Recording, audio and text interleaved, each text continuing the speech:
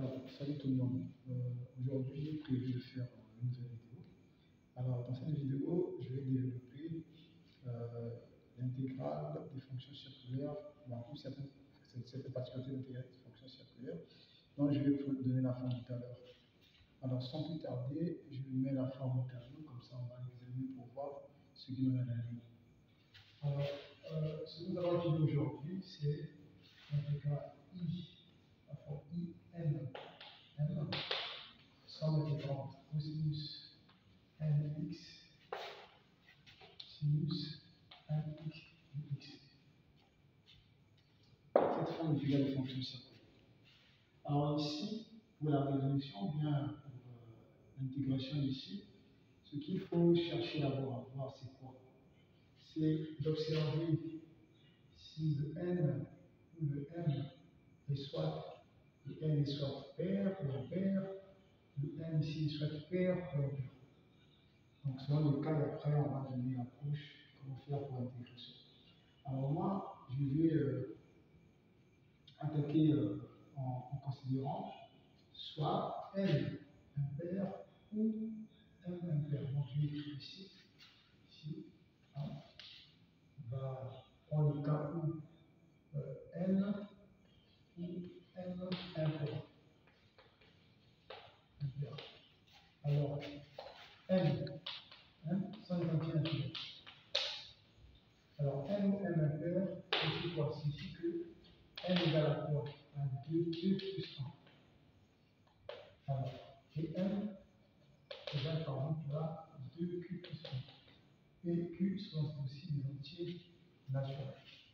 Alors, nous, on va considérer soit le n impair ou m impair. Donc, selon que le n impair ou m impair, on peut déjà donner l'approche de la résolution de l'intégration.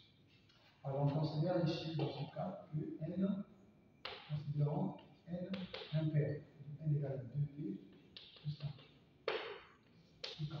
Alors, INM devient I2p plus 1, m, qui est égal à la somme intégrante, cosinus 2p plus 1 x, sinus mx dx. Alors ici, je vais séparer ici. En séparant, qu'est-ce que j'obtiens? J'obtiens ici somme intégrante, cosinus au carré p, alors cosinus 2px, point, sinus mx, cosinus x dx. Donc le cosinus x est égal, je ramène ici. Et je transforme cette partie en écrivant son intégrante, j'ai alors cosinus au carré x de tout p, point, sinus mx, cosinus x dx. Alors, cosinus au carré x, ça me donne quoi? Ça me donne 1 moins sinus au carré x. On a dit p, sinus mx, cosinus x dx. Alors, maintenant, on va effectuer un changement de comptable. On va dire posons par exemple, t, c'est sinus x. Alors, t sinus x, dt, c'est cosinus x dx. Alors, notre intégrale devient i 2p plus 1, m, devient ici en somme intégrante, 1 moins p carré, p, 1 m, d, dt. Bon, comme c'est la simple, donc on va se servir du même temps pour travailler ceci. Alors, le même temps, c'est cette réaction-là, c'est-à-dire lorsqu'on a par exemple 1 plus 2 puissance p, on considère somme k par de 0 à p, c plus k, a puissance k, 2 puissance p moins k. C'est la relation du même temps. Alors, on va se servir de relation ici pour faire ce mouvement. Alors, on aura quoi?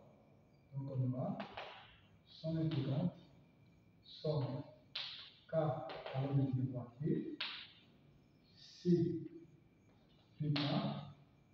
Alors, ici, dans cette écriture, quand j'ai par exemple 11 moins P carré, je peux écrire ça, 1 plus moins P carré, comme ça.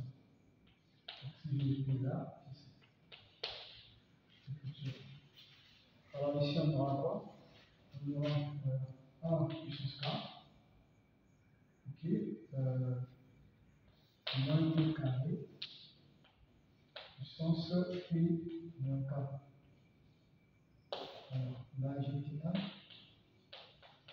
dt. Alors, P carré, somme intégrante, somme K à la 0 à P, CPK, alors ici ça fait 1, là je sépare, donc j'ai un moins 1 ici, donc je vais moins 1 puissance P moins K, alors P 2P moins K, Pn dt. Alors tout ceci, je peux sortir, je mets ça hors de ce intégrante qui est là, et je somme K avant le 0 à P, CPK, moins 1 P moins K, somme intégrante, là j'ai 2 P moins K plus M dt. Ok, là, la souci c'est comme ça. Alors, ce résultat là, on a somme K, on a 0 à P, CPK, moins 1 P moins K, alors, point, P 2P moins K, plus 1 plus 1, sur 2P moins K, plus 1 plus 1. Alors, plus 50, une constante. Une constante. Ok, donc on va revenir à la variable posée. En revenant à la variable posée, on aura quoi? On aura quoi? Donc on va avoir le I 2P plus 1. On va devenir quoi? Donc on sort K à 0 à P, CPK, moins 1 P moins K, là, sinus x, 2 P moins K. Donc P moins K plus M plus 1 sur 2P,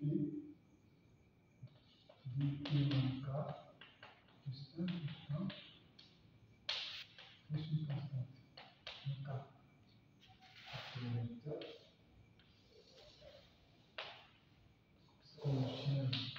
Lorsqu'on veut calculer une intégrale de cette forme, selon que le M est impair ou le M est impair. Donc, si on se donne par exemple un M impair, on fera la même chose, on va faire la même chose et puis on utilisera une structure à cette forme.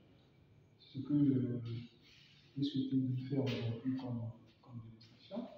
Et dans la vidéo, bien dans la vidéo qui va venir après, on va prendre un exemple pour illustrer tout ce qu'on a fait ici. J'étais ravi de vous faire cette petite démonstration. Soyez là, à bientôt. Merci.